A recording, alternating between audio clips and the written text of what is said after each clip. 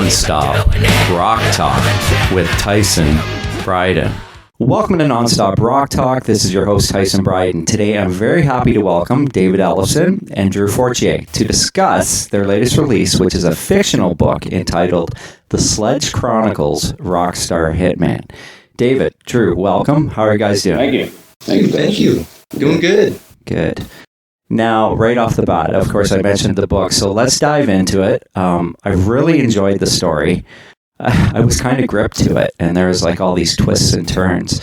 Kind of give me an idea of the initial idea and concept and kind of who came up with it. You know, the guy, I had a friend of mine, God rest his soul, he just passed away last week, Robert Spector. We actually thanked him in the book. He called me one day back in December 2019, maybe late November actually, but he said, "Hey, where in the world are you today?" And I said, "I'm in São Paulo, Brazil." And he's kind of a wisecracker, and he said, "You know, we all think you're this rock star, but I'm beginning to think maybe you work for the CIA on the side." And I thought, dude, that is a killer idea right there. I'm going to take that and run with that. And I literally opened up my laptop as I do and just started putting ideas down. And I started to kind of frame out, you know, the idea of the book. And I called Drew, or I emailed Drew. I said, "Hey, man, I got something here." And knowing he'd been working on the Dwellers film and had this kind of sick, decrepit mind for horror and scary things, I said, "Hey, I got something. You want to jump in and collaborate with me on it?" And he said, "Yeah, man, I love it." And within, I don't know, 3-4 days later, he sent me over just a great piece. I went, "Oh my God, this just went to another level." So when it comes to beheadings and blood and stabbings and drilling teeth out and other great scary things, Drew's your guy. I'm here to tell you. That's awesome. So that's how it started. And you know, over the course of those couple of months in 2020, we got the book wrapped up and put it out back in December. Ellefsonstore.com, right, Drew? Yeah, that's where you can get the signed copies. Yeah, there's a couple left. Yeah. And otherwise, it's through the Ellefson Book Company. We put that together because, like a lot of things with the record label, with the film company, you know, once we create stuff, you know, the last thing, you know, the next step is then you walk around the industry, you know, hat in hand, begging for someone to give you a deal or, you know, so we just figured, well, let's button that up right now. So we formed the Ellefson Book Company and that solved that little supply chain issue. So now kept everything in the house. Yeah, exactly. Cool. Yeah. That's cool. So David, I take it you're going to, the Ellefson Book Company, there's going to be more releases of books then. Yeah, there's actually a couple of things. As you noticed, we called it the Sledge Chronicles, yes. Sledge being our character. Drew came up with his name, which is so we said, okay, there's our central figure. And when we were writing the book, as we got even to the end of it, we thought, you know, there's no reason this character needs to end. Like, the story needs to end, but this character and his life can continue on. So we actually have book number 2 in the works that we're looking to put out probably later this year. Awesome. And Drew has secured some other titles for us that we're going to start popping out as well. So, yeah, it's pretty good, actually, because, you know, just like us, creative content, you know, creators, you know, there's a lot of people out there who have books, whether there be memoirs, fictional stories, whatever. You know, so we figure, look, if we got a pipeline and we can help people get their books to market, let's do it. So Drew's actually active with all that part of it. Yeah, and this one's kind of like the first type of concept like this, which is really cool. Like incorporating rock with, I guess you'd call it, murder or whatever you want to call it. But the story is just, it's like one of a kind. It's like, I don't think I've ever read anything like that before. Yeah, thank you. I would agree. That's why, to me, it was a pretty cool idea. And I've been wanting to write fiction for a long time. You know, I've got 4 other nonfiction titles out, how-to book, lyric and poem book, and a couple of memoirs. So I've wanted to write fiction, and I've never really had the idea. And that's why when my buddy Rob called me with it, I went, "Oh my God, there it is." And that's how it is. You know, that's how a lyric falls, a song title, a melody, a chorus, whatever. It's like, oh my gosh, there it is. It just fell in my lap. And I think that's when you know it's good to run with. Yeah, and I mean, I couldn't put it down. And I was telling Drew that before we started. I was like, I started it, and I was like, and he said, there's all these twists and turns, and I'm just like, you're just kind of glued to it, and you're like, oh my God, I can't believe this is happening. Like that type of story, right? Which was amazing. I'm so glad you got a kick out of it, because like I tried to go against every cliche you would normally read in the book, Yeah. It's like usually like, this would happen to the hero and all that. And I kind of base Sledge off of like a Bruce Campbell character. Like he's kind of like a lovable idiot, but he still gets the job done, So there's some self-deprecating sense of humor in there. And he's not like your chest pounding like hero guy, he's just a goofball and just, especially when it comes to like one of my favorite parts of the whole book is the motel part where he gets the wrong guy and and the car was gets crazy. stolen. That was insane. And then the guy comes in and he's like, like he realizes it, and then the other guy comes in who's been kind of his handler, I guess you would call it, right? Yeah, right. Oh yeah, Bob. Yeah. Bob, yeah. Which is based on somebody we know actually, and but yeah, it was thinking about it. That's a lot. It was a lot of fun to write, man. It was really cool, and and it's funny too because I was like, let's see how twisted I could get before David's like taps me in the shoulder and goes, "No, Drew, we can't put that in the book." but that never happened. But that is my goal for this next book, though. That's cool to go. Yeah, it's fun though with this because there's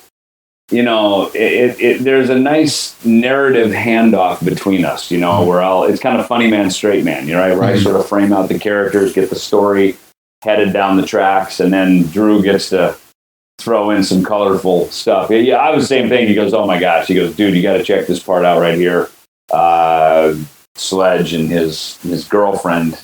There's a moment there later in the book, as you know, and I was like, "Whoa!" I mean, it had me on edge and had me pissed off actually when I'm writing it, and then I love the resolve of it because the story gets to carry on, and yeah, you're right. It is interesting talking about a book that, of course, probably a lot of the viewers have not read. We hope they will now read it once they see this interview. Yes, absolutely. But yeah, it's. I guess it's a lot like talking about a song or an album. Oh, track number 8's amazing. I love it when he gets to the solo. And you're talking about something that people haven't heard yet. You know what I mean? But it's like describing a color. It's kind of hard. That's right. Yeah. Now, I mean, going to a little bit of basics of now getting to and choosing the name, and David mentioned this, the stage name of the character, which is Sledge Seether. I mean, I have to be honest, that's kind of like a pretty serious, hard-ass name. I mean, that's his stage name. His real name was Toby, I believe it was. Yeah. How did you come up with that? Sledge was kind of like because we were thinking like it'd be cool to kind of give him like this, have him be known as like one name, kind of like a Slash or like a Prince or something like that. Then for some reason my brain went to because I think we were planning on having him work at a slaughterhouse like to earn enough money to get a guitar and all that. Then my brain went to Texas Chainsaw Massacre, and that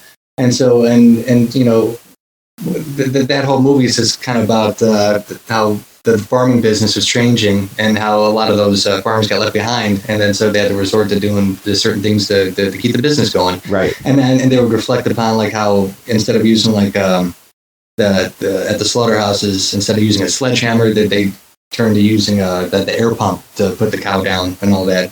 And Sledge, it's like the book is kind of doesn't take place in any particular time period. It could be anywhere between like 1975 to like 19, well, even now, it's just kind of in its own little world like that. But so we had him at the slaughterhouse, and I was like, I could think of a pretty cool way to integrate that with the sledgehammer and Sledge and the whole humanizing the cow thing.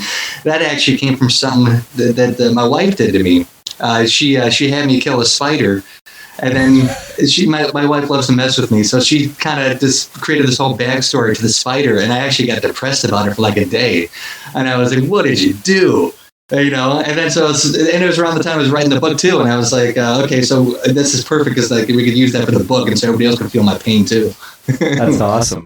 And with the tooth thing too, I actually had a tooth pulled around that time, so that's where that scene came from, because I had to get a wisdom tooth pulled that was like dead. And so, and the pain with that, with the nerves and everything, and I was like, we got to put this in the book too. I was like, as it was happening, I was typing it out, and I was like, There's so many small town cities in the USA. How did you come up with Delane, Iowa, as the town where Sledge was initially from? So, admittedly, I copied names of either bands I like or rock star musician friends I like. So Delane is actually a band out of the Netherlands who I really like. And so that's where I took it. We spelled it differently. Yeah. My mom is from Iowa. I grew up in Minnesota, just over the border, but my mom is from Iowa. So I kind of have a kinship to that. As you know, the story, our character starts in this, small town, Delane, Iowa, and makes his way out to Hollywood. So there is a little bit of a sort of autobiographical, journey here. I played a lot of those circuits around Iowa, so I kind of knew that. Of course, I played the big rock festivals, so I knew kind of how to, lay out the backstage and the stage and the load-in time and the set times and stuff like that. So there's, some of this stuff requires some, you want it to be realistic. Even though it's a fictional story, you want things to be realistic. The little small town music store guy, that whole same thing. I grew up around these piano, organ, Schmidt music from Minneapolis. They would have, that's where I think I bought my Kiss Destroyer songbook. It was from some local piano and organ shop. So, but Toby McCready, I kind of borrowed that from Tobias of Ghost. McCready, who's the guitar player in Pearl Jam. Yeah. And McCready was the main character from The Thing, Kurt Russell's character. The Thing, yes, exactly. So we had this sort of tie-in between horror films, rock and rollers. So like when the horror film per buff reads it, they're like, oh my God, that relates to so-and-so. If it's a rock and roll person, they would tie the names over accordingly. And there's a few other ones. I think even I was thinking of Steven Adler when I was thinking of the drummer of the band. Steven's been a buddy of mine for many years. Yeah. So I kind of was thinking of his character. At the same time, it's funny, as I was creating, you say Toby McCready is Sledge's, name growing up, his Christian name, and then Sledge becomes his rock star name. And I was thinking of a friend of mine who I used to golf with when I first moved here to Phoenix. His name was Tony Coleman. And funny guy, had this funny New York wit about him. So I kind of was you sort of put a face to your character. And then at some point I kind of went, okay, this character he's not Tony. He's not from New York. He's got to kind of, pull that away. So I wrote a little bit of, maybe a little bit of me, but I was thinking about some of my other friends growing up, sort of some of their Midwestisms, if you will. Yet, Sledge he's a confident guy, so I think about some of the confident rock and roller buddies of mine growing up who are, and even my own sort of self-drive and, aim to I'm after high school, dude, I'm out of here. I'm getting out of the Midwest, man. My destiny is for the big stages, and I'm going. So, I write, you kind of borrow from a lot of things in your own life to create the fictional story. Yeah, and another funny thing too is with Sledge is that I realized that he's only good at two things, really good and confident two things. That's music and killing, and he sucks at everything else, even driving too. Like when Bob finds him, he's driving like under the speed limit. He's driving too slow, and you notice little things like that he's just. The only two things he's amazing at is music and killing. And I know a lot of musicians like that. Yeah, it's like as long as they got a guitar in their hand and they're being rock stars, they're awesome at it. But as soon as it's like, hey, yeah, we got to drive to the liquor store, we need to pay the electric bill. It's like, what's that? How do you do that? There's completely no life skills at all. That's hilarious. Yeah. Well, I mean, what I found, and speaking of the music aspect of it, I think you guys having played in bands and being touring musicians, I think that aspect of him and coming up through the ranks of what he was doing, you guys have a take on that. So that was another thing I found great about the book, was the fact that you guys have that background. So that's something that's easy to write, and it makes it more believable. Where if someone who didn't have that background is writing the book, it may not come across as well. A lot of those places, like I say, the stages, when I was writing the story about where he's sort of showcased before he gets whisked off to LA, I was thinking about some of these stages that I've played on with Megadeth, sort of you pull up, you see the excitement, there's a lot of fans, you see the tour buses are parked. You get excited. You're like, whoa, you're pulling into something that's bigger than you. It's bigger than your own band. It's the culmination of it all. And I wanted to capture that it's like, here they pull up, they're excited, this is their big moment, and then they pull up and you go, whoa, this is big time, Yeah.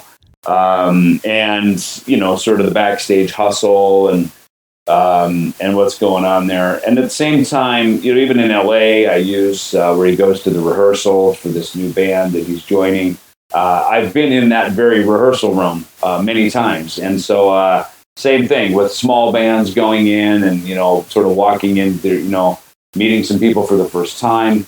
And just, you got to really be on your game. You're confident, but it's scary because, it's like, man, I hope I make the grade. I hope I pass the audition, or I hope I don't suck. I hope I remember my parts. So I wanted to create that feeling of him walking into something that's much bigger than him. All eyes are watching. He's the guy. I've walked into auditions like that, as I'm sure Drew has too, where it's like all eyes are on you going, all right, is this kid going to make it here? Is he our guy or not? And you want to nail it. So and even going to the nightclub, I remember going to, there's a place, the Rainbow Bar and Grill, Sunset, when I first moved there in 83. And again, I'm just a kid fresh out of high school from Minnesota. Had my chops and everything, but I never walked into a moment that I'd read about, this is like the modern day Studio 54, it's sex, drugs, and rock and roll, and there's famous people there. Everybody's cool. They kind of got their, standing against the wall. They're cool. Like the girls everywhere. It's the like Caligula with leather jackets. Yeah, it's like, how do you even carve into this? You know what I mean? It's like, what's the line to get in? You know what I mean? And some guys had to stand in the line out front. Other guys went to the front of the line. They got let right in because they were in the cool club. And, so just creating the atmosphere of some of that stuff. And in this case, Sledge kind of gets pulled right into the inside. And kind of in a way that I did. When I got there, I met Mustaine. He had the town wired. He was a rock star. People knew him. Yeah. And me being with him, he walked me right into the front of the line, just by being in his company. So I tried to kind of recreate some of that, bigger than life feeling of what it's like to be a rock star, in the book, because I've had those experiences, as Drew's been in those shoes as well. Yeah, and it's cool. I mean, it's set. It's early 90s, late 80s, right? It's late 80s? The book's set? It could be. I mean, it doesn't really, I don't think it defines. We kept it pretty broad. In fact, we talked about that, about what song, okay, if you listen to Zeppelin and Kiss, and, these are pretty timeless bands that it's like, they go so far back, late 60s, early 70s, really, that it's like, okay, this isn't a hippie book, so it's not the 70s, yet it's not probably today, because that scene on the Strip and that kind of rock and roll kind of feeling doesn't exist like that anymore. It's almost more historical at this point. If you go, to the Rainbow now, you see the Statue of Lemmy. It's sort of a walk down memory lane. It's like going to a Hard Rock Cafe. Oh, this is what it's like back. What it was like. But so that we talked about that. Like, what is the period piece? And we didn't want to nail it into a. It's funny. I'm reading. I just picked up a new John Grisham book, and the storyline is in 1990. And so I don't know if he wrote it then, and it's just taken this long to publish it because it just came out in hardcover, or if he wrote the story about that, like just recently, published it. So it's very interesting now as I read to get where is the time reference, and it's so we wanted to keep ours pretty broad and not very pinpointed. Right. So that the tale of rock and roll could be told without sort of a specific date in mind. Yeah. Now there is, I mean, even in the beginning of the book, when Sledge goes to LA, there's a little bit of darkness in that, because the one character who he's, he becomes friends with, and I'm not going to give away too much about that. He becomes friends with this guy. He's a junkie. Oh, Robin, yeah. Robin, yeah. right? Yeah. And that's another thing that in LA at that time was, I'm sure, David, you were kind of in that as well. Dude, 1983, when I got there, it was sex, drugs, and rock and roll. I mean, cocaine was on the cover of Time magazine that year. You know what I mean? Like, it was like full on, you know what I mean? And there were still streetwalkers, hookers down Sunset Boulevard. I mean, it was full on. And, I was thinking of the Sweet Desolation Boulevard album cover right there, where they're kind of, and that was it. When you turn the corner past, Crescent Heights, come down around past Chateau Marmont, and you make the turn, there it is. Like, that's the album cover with the Arco in the back. There's Tower Records on the side. There's Gil Turner's Liquor. FM station used to be right there. Over to the right that you can't see is the Roxy Theater and the Rainbow. I mean, that was it. When I turned that corner, I went, oh my God, like, we're in the Sweet album cover right now. And It hasn't changed. It still looks like that. But yeah, when I got there, it was intimidating to the degree that it was all going on. I mean, Motley had just played the US Festival. Ozzy was getting his musicians out of LA. So Quiet Riot was obviously was headed toward number one on MTV that summer. I remember going down to the Troubadour, and Wasp had just played their final showcase for Capitol Records, and they had just got signed to Capitol, so they were taking off. That's cool. Rat was on their way. Yeah. It was big, and it was exciting, and it was fun. I mean, it was so cool. It was fun. It was just a really fun period. Metallica had already, they had gotten signed to Megaforce, and they were, Kill 'Em All was going to be coming out, and so it was. And me and Dave, of course, I could tell with Dave that our thing was going to work. It was going to be something, and. So it was just a beautiful time to land there. But you're right. I mean, I was the total kid from the farm. I mean, again, mine is that's why this story, I think, for both me and Drew, kids from the Midwest, who both got our turn, up to bat in Hollywood, and him with Bang Tango, and I remember when Bang Tango came out. I mean, they were on the radio every day. I mean, every hour on KNEC when it was still a terrestrial station out of Long Beach. Pirate Radio was another new record radio station playing. I mean, Bang Tango was you couldn't get them off the radio. They were just breaking big. And ironically, the guy that signed Bang Tango was the guy that signed Megadeth to Combat, Steve Sinclair. Steve signed you guys? Or Steve signed? They were no kidding. He signed Bang Tango, yeah. And he ran Mechanic Records, Bang Tango ran Mechanic, and but they just never knew what to do with them. They were just kind of like... And we sat with Steve down at Cantor's on Fairfax in 1986, and as he was, we were talking about recording Megadeth's second album, Peace Sells with Who's Buying. So yeah, it's so funny that the characters. There's so much, reality, inspires fiction, and fiction mirrors reality. And I think that's what this book is, and that's why we got so excited about it. We went, man, let's not let the party end. Let's not let the ride end. Let's keep it going, because as Sledge goes to Europe or goes to Asia or goes to South America, there's bad guys he can kill everywhere. So it's amazing. Keep the story going.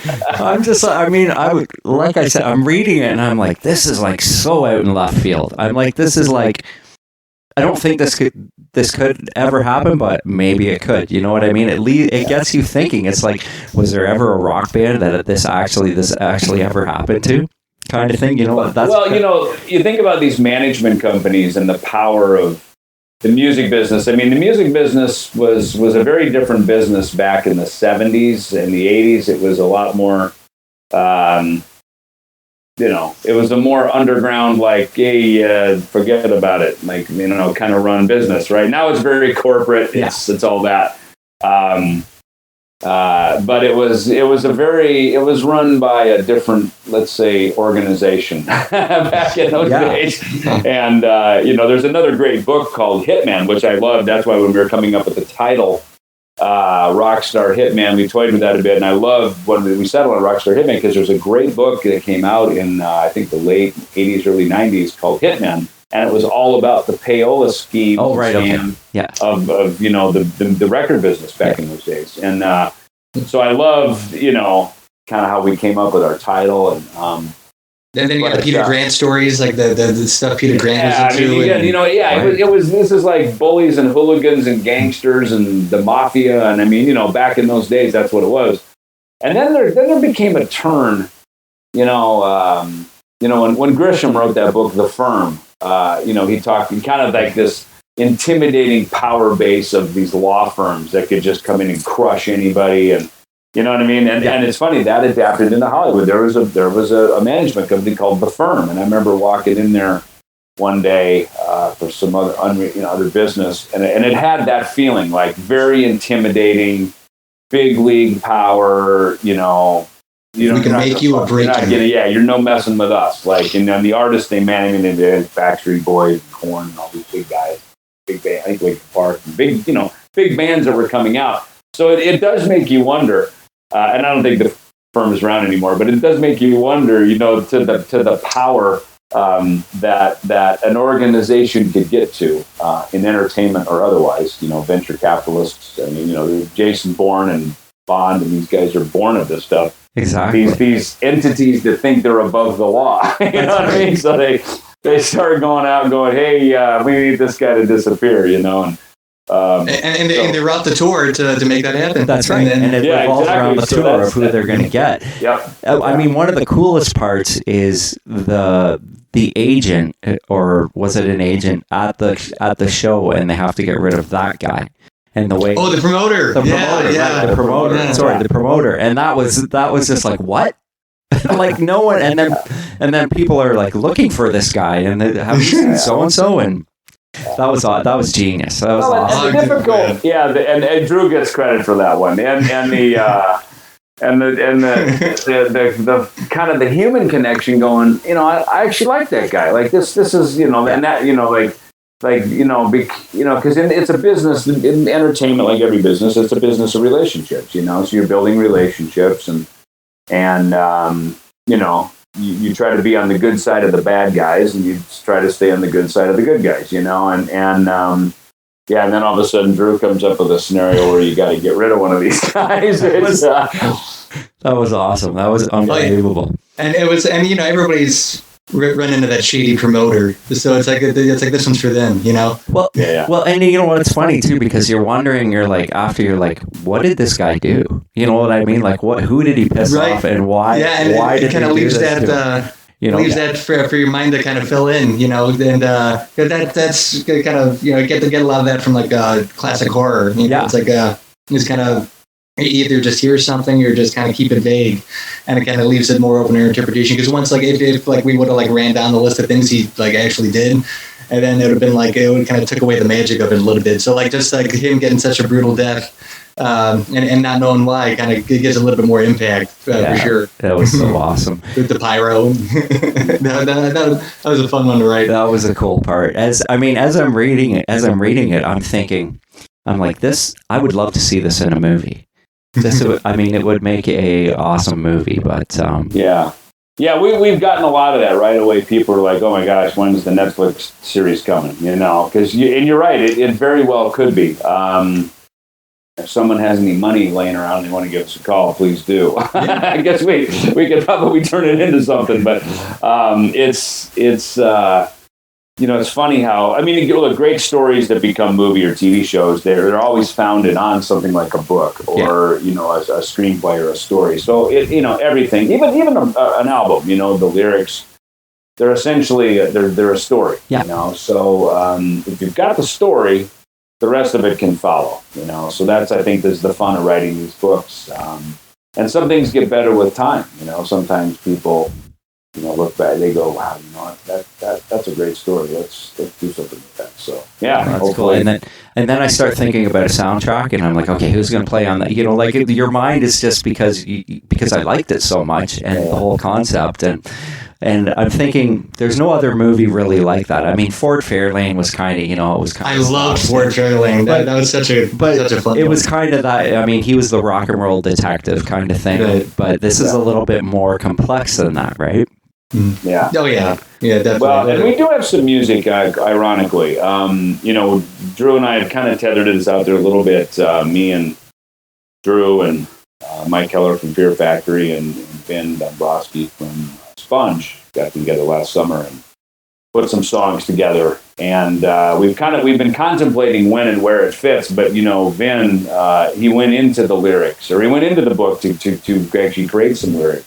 And vice versa too. I wrote some of the lyrics into the book as well, like with I think Maggot Wind. I fit that in there. Yeah, you'll see that there's definitely a lot of connections. Like once you hear the album, that Tyson, you'll see the cool. Yeah, that's from the book. That is cool. Well, I look forward to that. Well, guys, so let's say again where you can get the book, so that so we'll promote it a little bit. Yeah, more. EllefsonStore.com. We have autographed copies there. Otherwise, you can go to Amazon.com and BNN, which is BarnesandNoble.com. You can go there. We've got the Kindle versions, hardcover, softcover. There's also the audiobook. I narrated the audiobook, so cool. I can lullaby you to sleep with some heinous murder stories. Into that kind of thing. That's awesome. So yeah, we've got all the formats covered, and available out on the web. That's cool. And you know what's? It's funny, David. Getting away from the book a little bit, I have been trying to get that Ellefson covers album on Amazon here. Yeah. For months. Wow. Yeah. On Amazon? Amazon.ca, which is different than what you guys have in the States. But it's fine. Yeah. It's finally there now. Okay, good. Yeah, so I was like, I kept looking for it. What's that? Sorry? I say, let me know what you think about it once you Well, I've heard a bunch of the songs because I think the last time we spoke, we actually dove into that album, which was awesome. So, good. Great album. Great. Yeah, I loved it. It was fantastic. So I'm looking forward to it. That was a little pandemic. I don't know, what do we want to do today? Let's do some covers. That's what's that. And there's a bonus track. There's a bonus track on there too. That definitely listen out for. It's not listed. Oh, okay. It's a fun one. It's listen through all the way to the end. There actually is a hidden track 19 with with Chips Enough. It's a Cheap Trick cover with Chips Enough. Oh, Drew cool. plays guitar on it. Oh, cool. That's awesome. You see, I play bass on it. But yeah, very, very cool little rendition of this song. I assume it's a double vinyl then, is it? It is it's a 4-side vinyl, cool. Double CD. Okay, cool. Well, I'm probably gonna order it tomorrow actually, because I just found it yesterday, so I was like, oh, it's finally here, awesome. So yeah, it's just it's one of those things where it's like okay, if we cut 2 songs off, we can put it on 2 sides in the CD, and it's like it's like we're already this far, let's just put it all on there. And then we can put the 19th song on there. Yeah. For the CD anyway, if we just made it a double CD. So that's awesome. I can't wait. At some point you go, all right, we're already over budget. We're already out of time.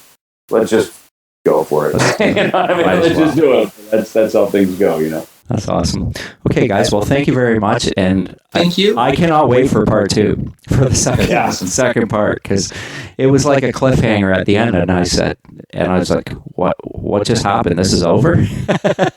It's definitely going to be longer, bloodier, more twists, more. We're going to try and definitely outdo this one for sure. And just kind of amplify it a bit, and it's going to be international, and it's actually almost it's almost there. It's about like 75% done. Wow! And it's kind of probably about a weekend's worth of work. Just got to dive in at the right time and the right mind frame, and just kind of hammer the whole thing out, and it's going to be really cool. International espionage is a beautiful thing. International man of misery. Yeah. Okay, guys. Well, you enjoy the rest of your night, and thank you so much. Best of luck. Thank you. Thank you so much, Tyson. Okay, take it easy. Right, bye-bye. Bye-bye.